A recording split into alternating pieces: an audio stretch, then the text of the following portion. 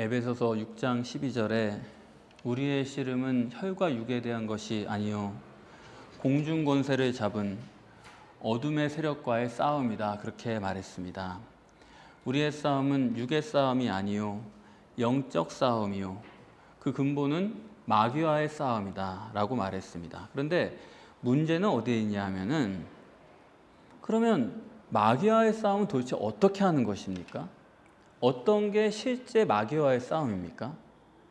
아니, 육적인 싸움이면은 치고받고 뭐 씨름을 하든지 도망을 치든지 얼마든지 하겠어요. 그런데 마귀와 싸우는 것이다. 그래서 뭐 예수 이름으로 내쫓고 마귀를 대적하고 마귀를 향해서 소리치고 뭐 그렇게 하면 된다, 다들 말은 합니다. 그럴듯한데, 근데 여러분 여쭤볼게요. 어떻게 하는 게 실제로 마귀를 대적하고 마귀와 싸우면서 이기는 겁니까? 집에 들어가면서 마귀야 물러와라 소리치는 게 마귀와 싸워서 이길 수 있는 겁니까? 아니, 예수님이 귀신을 쫓아내도 저거 바알세불을 힘입어서 귀신을 쫓아냈다, 그렇게 말하는 게 인간인데, 아니 그냥 예수 이름으로 귀신을 내쫓아 그러면은 그게 정말 실제로 마귀를 내쫓은 겁니까?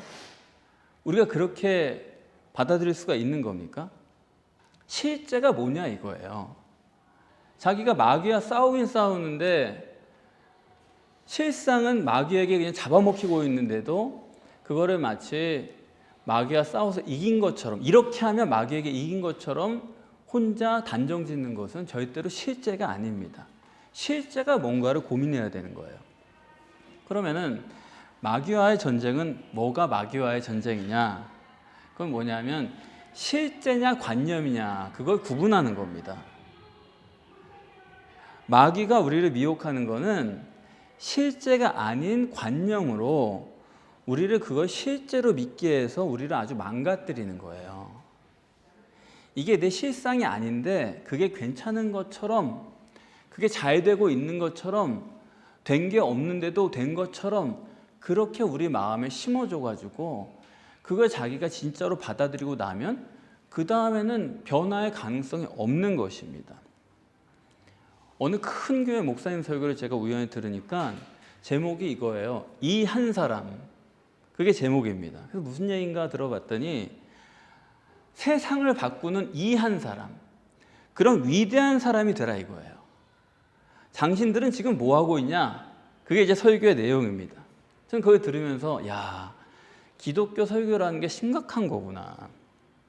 여러분, 사람은 누구나 다 위대한 사람이 되고자 하는 소원이 있습니다. 그런데 성경은 어때요? 하나님은 거꾸로 네가 죽으라는 거예요. 네가 육체를 죽여서 네 주체인 영이 살아나야지만, 영이 내 주체니까 그것이 하나님의 영과 만나서 교제가 되고 화목이 되고 구원이 될 수 있다는 거거든요. 다시 말하면 성경은 너는 육체로 볼 때, 겉보기로 볼 때는 위대한 사람이 되어서는 안 된다라는 거예요. 오히려 너는 섬기는 자가 되어야 된다. 그러니까 우리의 평소의 소원과 소망과는 전부 역행하는 거죠. 우리는 피를 흘려서라도 죽는 한이 있어도 위대한 사람이 되고 싶지 않습니까? 근데 하나님은 네가 죽어야 된다. 그래야지만 네가 살 수 있고 구원을 받을 수 있다라는 거예요. 그러니까 우리랑 전부 반대되는 얘기뿐이죠. 근데 교회에서 너는 위대한 사람이 되라, 세상을 바꾸는 사람이 되라, 설교라고 하고 있지만 이게 하나님의 뜻과는 완전 반대거든요. 근데 이 문제가 왜 사람들에게 그렇게 잘 먹히느냐, 왜 사람들이 왜 그렇게 듣느냐, 이 문제의 근본은 뭐냐면 우리의 고착의 문제입니다. 마귀가 우리를 어떻게 미혹하냐 하면, 마귀는 꼭 우리의 고착의 문제만 쓰는 거예요. 우리는 육체가 우선이고 가시적 결과가 전부인 사람들이기 때문에 마귀는 인간의 그 고유한 속성을 그대로 갖다 쓰는 겁니다. 그래서 마귀는 그 강력한 인간의 육체 우선의 속성을 이용해서 나를 고착시키는 거예요. 사람이 어느 순간 자기가 잘한 부분이 있죠. 어느 순간 자기가 잘했던 시간이 있죠. 그때 고착이 돼버립니다. 내가 옛날에 그랬어. 내가 그때 그런 신앙이 있었어. 거기에 딱 멈춰버려요.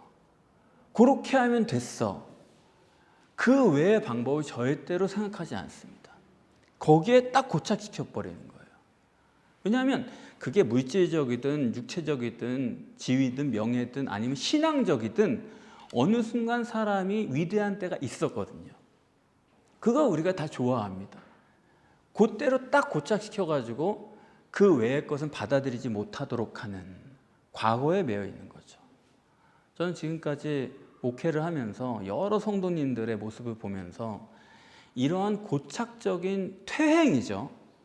신앙이 점점 좋아지는 게 아니라 점점 나빠지고 과거의 추억에 매여 있는 거예요. 그런 분들의 그런 데이터를 충분히 축적을 했기 때문에 저는 사실은 여러분들과는 가치관이 많이 틀립니다. 인간관이 틀려요. 여러분이 고착을 정확하게 정립하고 나 자신에 대해서 아는 거거든요.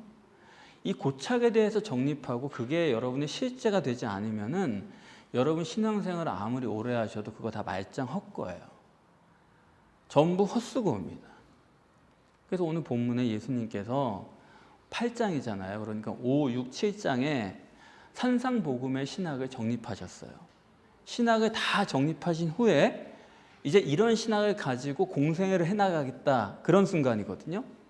자, 신학을 다 정립하고 공생애를 실제로 시작하시는 그 첫 단추가 오늘 본문입니다. 근데 이 본문의 목적이 뭐냐면 고착 신학을 정립해 주는 거예요. 여러분 오늘 본문을 읽으시고서 이 본문이 고착 신학을 정립해 주시는 거라 고지를 못 하셨다면은 여러분이 고착 신학이 전혀 정립이 안 돼 계신 겁니다. 그래서 여러분이 본문을 보시고서 야, 주님이 정말 기가 막히게 고착에 대해서 말씀을 해주셨구나. 그렇게 볼 수 있으셔야 돼요. 그렇기 때문에 오늘 본문에서 여러분들이 정확하게 고착 신학을 정립하실 수 있기를 바랍니다. 자, 그 시작이 어디서부터냐 하면 19절이거든요. 한 서기관이에요. 한 서기관. 그냥 서기관이 아니라 한 서기관. 자, 여기서 한이라는 거는 그냥 영어로 부정관사, 이런 게 아닙니다. 이 한이라는 것은 하나를 엄청나게 강조하는 거예요. 왜 한 서기관이라고 이렇게 하나를 강조할까? 이 서기관이 예수님을 뭐라고 불러요? 선생님이라고 그럽니다. 자, 우선 서기관이 어떤 사람이에요? 서기관은 성경에다가 모든 것을 건 사람이죠. 구약이고 율법이고 성경에다 목숨을 걸고 연구를 하는 그런 사람인데 그 사람이 볼 때 지금 예수님을 선생님이다 그러는 거예요. 왜 이 사람이 예수님을 선생님이라고 보느냐 그거예요. 주님을 왜 메시아라고 못 보느냐 그겁니다. 아니 주님이 회당에서 귀신 내쫓고 가르쳤더니 사람들이 다 야 이거는 세교훈이다 권세 있다 그랬어요. 근데 이런 걸 다 보고 나서도 서기관은 왜 성경을 다 연구한 사람이 그러면 아 이분이 성경에서 계시한 그 신인 메시아가 맞다 그렇게 얘기해야 될 사람이 아니 선생님으로 그치냐 이겁니다. 왜 선생이라고 부르느냐? 우선 아셔야 될 것은 성경에서 이 성육신하신 신인 메시아를 계시한 거는 한두 군데가 아닙니다. 예수님께서 요한복음 5장 39절에서도 말씀하신 것 같이 너희가 영생을 얻기 위해서 성경을 상고하거니와 그 성경은 곧 나에 대해서 계시한 것이다 라고 말씀을 하셨어요. 그러니까 성경 전체가 예수님 얘기입니다.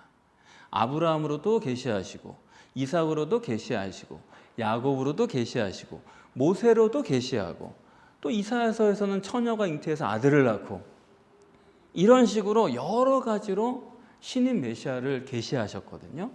그러면은 서기관이 성경 전체를 꿰는 사람인데 성경 전체에서 예수님을 메시아로 계시한 거를 다 자기가 종합을 해가지고 아 과연 이분이 메시아가 맞다 그래야 된다 이거예요. 이해가 되시죠? 그런데 지금 이 서기관은 예수님을 선생이라고 하는 건 왜 그러느냐? 요한복음에 보면은 침례 요한이 침례를 준 다음에 유대인들이 와서 그 사람한테 질문을 했습니다. 네가 뭔데 침례를 주느냐? 네가 메시아냐? 아니다. 그럼 네가 엘리야냐? 아니다. 그러니까 그 사람들이 한마디 더 해요. 그럼 네가 그 선지자냐? 그래요. 그 선지자. 그 선지자가 누굴 말하는 겁니까? 그 선지자가 뭐냐면 신명기 18장 15절 18절에 나오는 모세가 이렇게 말합니다. 나 같은 한 선지자가 너희들 가운데 나타날 것이다. 모세가 신명기 18장에서 한 선지자, 그 하나를 굉장히 강조했습니다. 그러니까 신명기 18장에서 계시하는 메시아는 나 같은 한 선지자예요. 모세와 같은 선지자가 나타날 것이다. 인데 그건 바로 뭐냐면 신인 메시아는 아니에요. 신인 메시아에 대해서 여러 가지로 계시하다 보니까 나 같은 한 선지자라고 말했는데 그것이 신인 메시아를 뜻하는 건 아닙니다. 모세 같은 선지자라고 그러면 뭡니까? 모세가 하나님입니까? 사람입니까? 사람이잖아요. 사실 더 연구를 해보면은 성경이 계시하신 모세는 하나님을 계시하신 거라고 봐야 되겠죠. 왜냐하면 모세는 아무 때나 가가지고 하나님과 대면하는 사람이거든요. 아론 같은 대제사장도 1년에 한 번 지성소에 들어가가지고 하나님 대면하는 건데 모세는 아무 때나 하나님 찾아가는 겁니다. 그러니까 사실은 모세가 하나님을 계시한 건 맞는데 그런데 이 서기관은 신명기 18장만 읽고서 모세같이 위대한 사람, 그런 선지자, 그가 바로 메시아구나 이렇게 뇌리에 탁 꽂혀버린 거예요. 그러니까 이 사람이 보는 메시아는 이스라엘 백성들 구원하는 위대한 인물, 그런 선지자, 그게 그가 생각하는 메시아의 중심이에요. 이해되십니까? 그러면서 오늘 본문에 왜 한 서기관을 강조하느냐?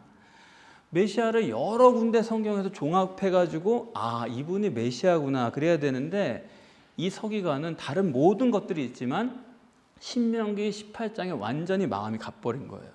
그래서 모세가 계시한 것처럼 한 선지자, 모세 같은 위대한 인물, 그것만 보고서 예수님을 바라보는 겁니다. 그러면은 예수는 사람이죠. 위대하지만 사람이죠. 그러니까 위대한 메시아지만 그분은 선생님이 되는 거예요. 이해가 되십니까? 다시 말하면 이 서기관은 그 하나만 가지고 정립하는 사람이다. 그걸 뭐라고 그러냐? 고착이에요. 성경을 읽다가 메시아는 위대한 인물이 오는구나. 만백성을 구원할 사람이 나타나는구나. 거기에 마음이 뺏겨버렸어요. 이거다. 정리를 했어요. 그러고 나니까 그게 고착이 된 겁니다. 고착이 뭐냐? 이렇게 성경에 여러 군데서 계시하신 메시아를 제 표현대로는 코끼리죠. 코끼리 통째로 정립을 해야 되는데 그래서 이분이 메시아다 그래야 되는데 이 사람은 신명기 18장만 가지고 메시아인가 아닌가 그것만 보는 사람이에요. 이해되십니까? 자기가 코끼리 다리를 붙들었는데 그 코끼리 다리만 가지고 코끼리 전체를 설명하려는 사람이에요. 코끼리 다리 하나에 고착이 되면은 코끼리 다리로 코끼리를 생각하는 것입니다. 그게 지금까지 성경에 생긴 이래로 성경 해석의 역사예요. 참 죄송한 말씀이지만 성경 전체를 코끼리로 보는 사람이 없어요. 그래서 지금 이 사람도 이런 사람이죠.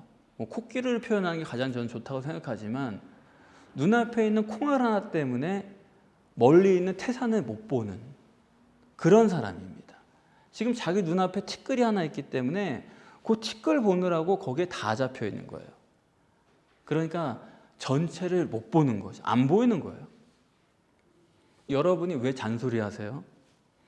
잔소리하는 사람 다른 거 아닙니다. 티끌이 다예요. 망원경으로 못 보는 사람이에요. 망원경으로 보는 사람은 잔소리 안 해요. 태산을 못 보니까 잔소리를 한다 이겁니다. 그러니까 우리가 고착의 문제인 거예요. 제가 보면요. 도대체 왜 저렇게 별것도 아닌 거에 관심을 가질 만한 게 아닌 거에 저렇게 관심을 기울이고 별의별 거에 다 관심을 갖는 겁니다. 이거는 과거에 어떤 거에 고착이 됐구나. 옛날에 얘가 기분 나빴던 거 있어요. 옛날에 생각했던 뭐가 있어요. 그게 지금까지도 남아가지고 그걸로 모든 걸 보는 거예요. 그러니까 전체가 보일 수가 없는 거죠. 인간의 가장 근본 문제는 뭐라고요? 고착이다. 이 서기관이 또 고착이면서 본문 말씀에 어때요? 자기가 예수님 어디로 가든지 쫓겠다는 거예요. 선생님이라 그러면서 또 열심은 대단히 있는 겁니다. 어디로 가시든지 내가 따라가겠습니다. 이걸 잘못 읽으면 마치 계시록 14장 4절에 어린 양이 어디로 가든지 쫓는 자다 이렇게 보기가 쉽지만 그런 게 아닙니다. 어디까지나 선생님이라고 부르는 거잖아요. 위대한 인간으로 보고 내가 어디로 가든지 쫓겠다라는 거예요. 그게 무슨 말이냐면은 이 서기관의 모습이요. 지금 현재 기독교의 주류의 흐름이 이겁니다. 예수가 위대한 인간이라는 거예요. 사실은. 그래서 그들이 하는 말이 예수님이 이 땅에서 뭐 했느냐? 뭐 하고 살았냐? 새벽 기도한 거 아니냐? 구제한 거 아니냐? 그거 우리가 그대로 담자 이거예요. 여러분 생각해 보세요. 진짜 예수님을 하나님으로 보면요. 아니 하나님을 내가 무슨 수로 모방을 해요? 하나님은 내가 어떻게 따라갑니까? 말도 안 되는 소리죠. 하나님이라고 말은 하지만은 그거 전부 다 딴 생각하고 있는 거예요. 실제로는 예수님을 뭘로 보는 거예요? 한 선지자로 보는 거예요. 그러니까 자기가 따라갈 수 있다고 생각을 하는 거죠. 어디든지 쫓겠다는 겁니다. 그러니까 우리가 흔히 말하는 것처럼 그리스도를 본받아. 이게 기독교 아닙니까? 무슨 예수 동행일기. 또 그런 책도 있죠. 만약 당신이 예수라면 작은 예수가 되라. 여러분 그거는 처음부터가 미친 소리예요. 다 예수님을 하나님으로 보는 게 아닙니다. 오늘 본문은 이 서기관으로서 현재 기독교를 지적하시는 거예요. 그럼 이래요. 그리스도를 본받고 예수와 동행하고 자기가 작은 예수가 되고 제자 훈련을 해서 예수님을 따라가고 여러분 그게 다 건전한 기독교 같지 않습니까? 지금 그게 건전한 기독교라고 다 주류로 자리 잡고 있잖아요. 그런데 여러분 내 육신의 결단과 노력을 통해서 예수님의 삶을 닮아가는 제자 훈련을 하고 내 육신으로 그런 거 이루고 위대한 인물이 되고 위대한 삶을 살려고 그러면 그게 어떻게 되는 거예요? 고착의 명수가 되는 거예요. 새벽기도 10년 해보세요. 아주 못 말립니다. 그 고집을 꺾을 수가 없는 거예요. 아까 말씀드린 것처럼 아니 교회라고 하면서 당신들 세상을 바꿀 수 있는 위대한 사람이 되라는 거예요. 대통령도 되고 과학자도 되고 기업가도 되고 위대한 인물이 되라는 거예요. 근데 이거를 고착을 알고서 그 사람의 설교를 얘기해 보면은 이건 아예 마귀가 되라는 얘기나 똑같아요. 육체에 꽉 매인 사람으로 그렇게 살라는 얘기입니다. 그래서 오늘 본문의 이 서기관으로 아주 근본적인 고착의 두 가지를 정립한 겁니다. 제가 중요하게 여기는 이 성경 해석에 있어서도 사람들이 코끼리 다리에 고착이 돼 있어요. 예정론이면 예정론으로만 생각해요. 의지론이면 의지론으로만 생각해요. 그래서 코끼리 전체를 못 보는 이유가 되는 거예요. 그거 하나에 딱 붙들려 있으니까. 바울 서신도 어떻습니까? 바울 서신은 뇌제 사하려고 피 흘리신 예수 그렇게만 보는 거거든요. 그 하나로만 보는 거예요. 거기에 딱 고착된 사람은 복음서를 보면서 예수님이 너도 나처럼 십자가 지고 죽어야 돼. 너도 죽어야 돼. 그거를 못 받아들이는 거예요. 왜? 바울 서신에서 고착이 돼가지고 예수가 나를 위해 죽었으니까 됐어. 그걸 다 된 거야 한 사람들은 너도 죽어야 돼. 육신을 죽어야만 되는 거야. 라고 얘기하면 그거는 제자들에게만 해당되는 얘기 아니에요. 절대로 예수님의 말씀을 못 받아들이는 거예요. 그게 고착의 무서운 점입니다. 지금 이 서기관이 또 종교가 왜 이런 문제가 있느냐. 그거를 20절에 예수님께서 그 서기관이 어떤 사람인가를 드러내 주시면서 우리에게 말씀하는 거예요. 20절에 여우도 굴이 있고 공중에 나는 새도 거처가 있으되 인자는 머리 둘 곳이 없다. 그렇게 말씀합니다. 자, 서기관이 예수님한테 선생님이라 그러고 성경에 그렇게 다 써있는데도 불구하고 그거 다 못 보고서 왜 자꾸 선생님이라고 그러냐? 그거를 예수님 말씀하는 거는 지금 여우도 굴이 있다는 거예요. 왜 여기서 여우를 선택하셨을까요? 왜 여우를 선택했을까? 그것도 생각을 안 하셨으면 여러분 이제 성경은 안 보는 게 낫죠. 이거 그냥 간단히 말하면은 여우는 마태복음 7장에 양의 옷을 입고 다니지만 속에는 일이다 말씀하신 그 일입니다. 간단히 말하면. 그 일을 여우로 한 거예요. 다시 말하면 너는 짐승이다 이겁니다. 이 서기관이 영적 본능을 가지고 있어요. 그렇기 때문에 자기가 종교를 추구하고 선이 뭔가 추구하고 그런 사람 아닙니까? 그렇게 살아가고 있지만 그런 외식이 있어요. 하지만 너는 네 굴 속에 네 심령 안에는 넌 여우다. 너는 짐승이다. 너는 육신에만 관심을 가진 사람이고 영적 본능이 있어가지고 뭐 종교를 추구하고 하지만 너는 육신이다. 그게 여우도 굴일 거예요. 두 번째는 공중에 나는 새도 거처가 있다는 거예요. 왜 새냐? 새는 짐승이면서 공중에 나는 거죠. 뭐냐면 영적인 존재라는 뜻이죠. 근데 영은 영인데 무슨 영이요? 새니까 육신의 영, 육의 영이에요. 무슨 얘기예요? 육의 영이란 건 마귀죠. 마귀는 육을 통해서만 역사를 하기 때문에 그러니까 합하면 이런 말씀이에요. 너는 영적인 본능이 있지만은 너는 어디까지나 육체 중심인 사람이고 그리고 네 속에는 마귀가 꽉 차 있다는 겁니다. 이해되십니까? 공중에 나는 새는 거처가 있는데 주님은 거처가 없다는 거예요. 네 속에 내가 들어갈 자리가 없다는 겁니다. 마귀는 네 속에 굴 속에 들어가 있는데 네 여우가 들어가 있고 마귀가 이렇게 돌아다니고 꽉 차 있는데 네 심령 속에는 내가 머리 둘 곳이 없다. 머리란 게 뭐예요? 인자는 머리 둘 곳이 없다. 인자는 뭡니까?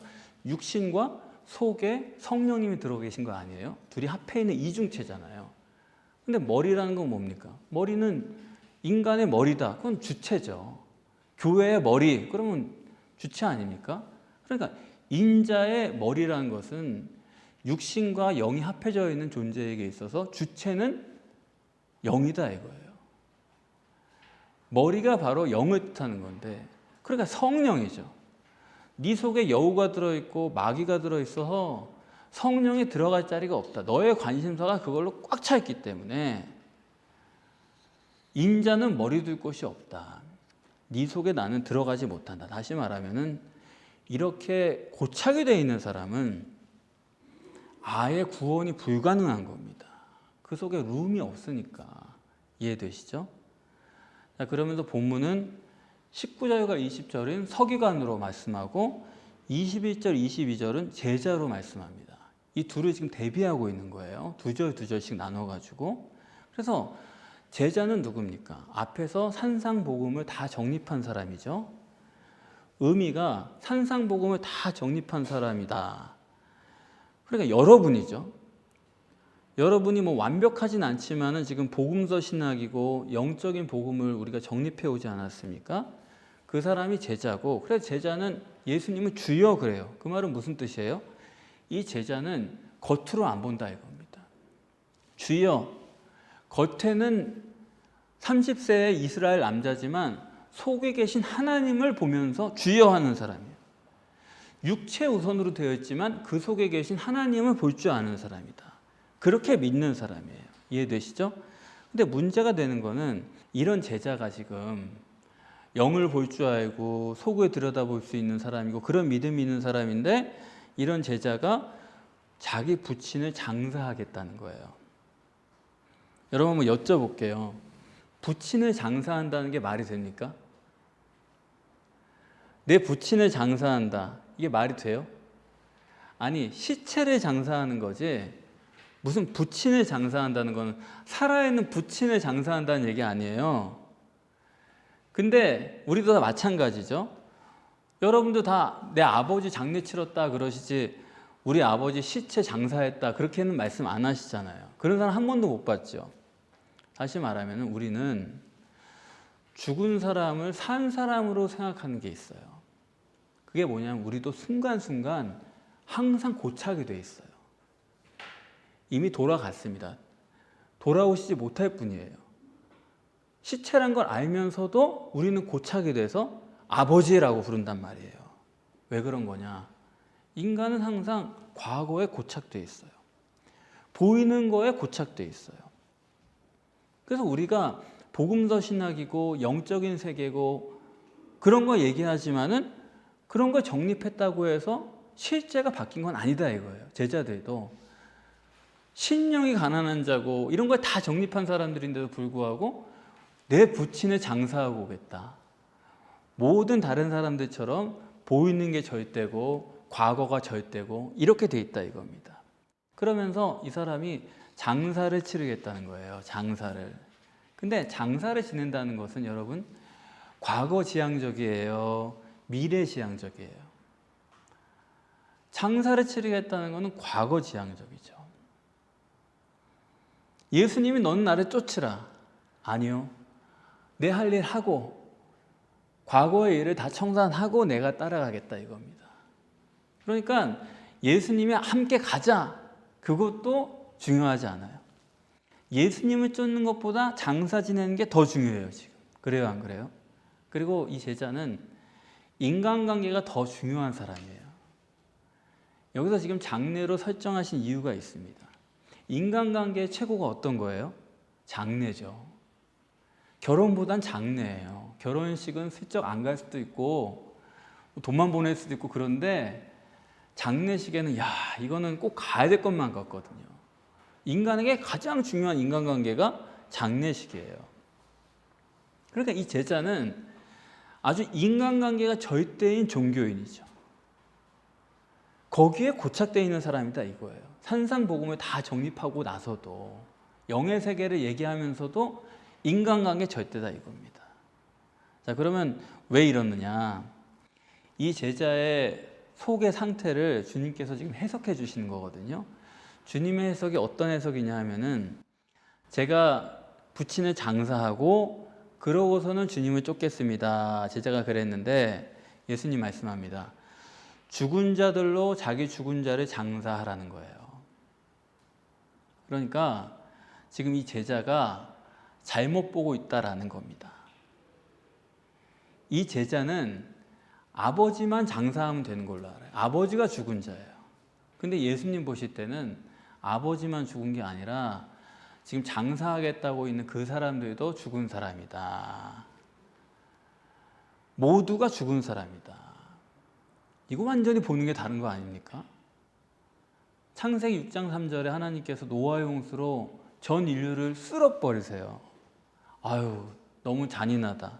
그런데 하나님은요, 하나님의 신이 없으면은 그거는 육체에 불과한 겁니다. 하나도 불쌍한 게 없어요. 다 죽어버렸는데 뭐. 한 번 어떤 청년이 저한테 물어보더라고요.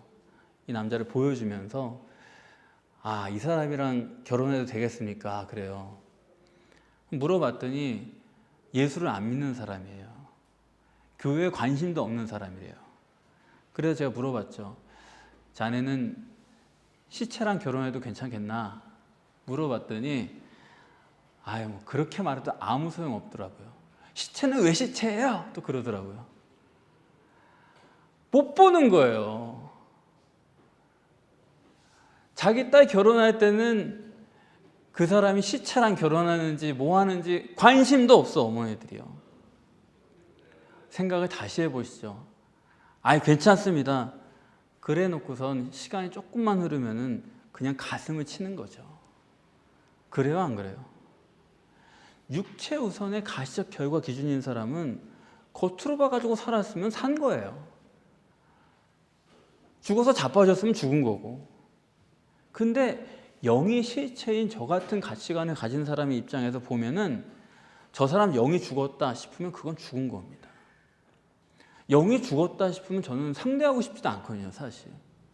제가 왜 거기에 가서 만나며 무슨 얘기를 한단 말이에요. 죽어버렸는데. 그래서 오늘 본문이 예수님 공생의 첫 단추인데 결국 첫 단추는 뭐냐? 첫 단추는 전쟁이에요. 고착과의 전쟁이에요. 여러분은 어떻습니까? 영우선입니까? 육우선입니까? 영 중에 영인 하나님 제일주의입니까? 아니 내가 하나님 믿는다 그러면서 하나님 제일주의가 아니다 그러면 여러분 어디 가서 하나님 믿는다는 얘기를 입 밖에도 꺼내지 마세요. 이거 우리가 깊이 생각을 해야 됩니다. 저는 어차피 이 신학의 길에 들어서면서 제가 마음에 스스로 먹은 게 있어요. 내가 이제부터 하나님을 섬기는 바에는 내가 세상 직업 가진 거 아니고 그러면은 뭐 하나님도 이렇게 하고 뭐 여지가 있겠지만 하나님을 섬기기로 이 길로 들어선 바에는 나는 이제부터는 하나님 제일주의다. 그게 아니고서는 내 인격으로는 내 자존심으로는 나는 그거는 다른 길로는 할 수가 없다. 그렇게 마음을 먹었거든요. 근데 여러분도 마찬가지예요. 지금 이 제자가요, 주님을 안 쫓겠다라는 게 아니죠. 먼저 부친을 장사하고 주님을 쫓겠다라는 건데 주님은 안 된다 이겁니다. 주님은 절대로 두 번째가 될 수가 없어요. 왜요? 그게 첫 번째고 그게 절대고 그게 다니까. 우리가 흔히 어떻게 하면 성령으로 거듭납니까? 어떻게 하면 주님을 영접합니까? 거듭난다, 영접한다. 말이 그럴듯하죠. 근데 실제는 뭡니까? 어떻게 하면 주님을 영접해요? 어떻게 하면 성령으로 거듭납니까? 영접한다, 거듭난다. 그거 다 관념 아닙니까? 개념이지 실제가 뭐냐 이거예요. 전 사실 여러분들 이 설교를 준비하면서 하나님께서 여러분들을 정말 사랑하시는구나 좀 느낀 게 실제로 성령을 어떻게 받을까? 어떻게 우리가 주님을 영접할까? 이거에 대해서 하나님이 여러분들에게 말씀해 주고자 하는 게 있다는 걸 제가 깨달았어요. 저는 여러분들에게 한 가지로 딱 말씀드립니다. 그렇게 생각해요. 성령으로 거듭나는 실제적인 거는 하나님 제일주의예요. 내가 하나님 제일주의냐? 요거 한 가지만 여러분 생각하시면은 거기서 다 결정이 나는 거예요. 내가 하나님 제일주의가 아니다. 성령으로 거듭난 게 아니에요. 하나님 제일주의가 아니다. 영접한 게 아니에요. 요 한 가지만 생각하면 됩니다. 하나님 제일주의다. 이렇게 나갈 때 고착이란 건 사라지고 마는 거예요. 하나님 우선이니까, 하나님만 보니까 고착할 새가 없어요.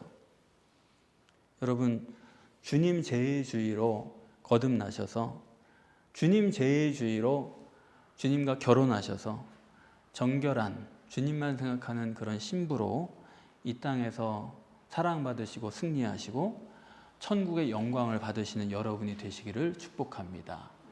기도하겠습니다.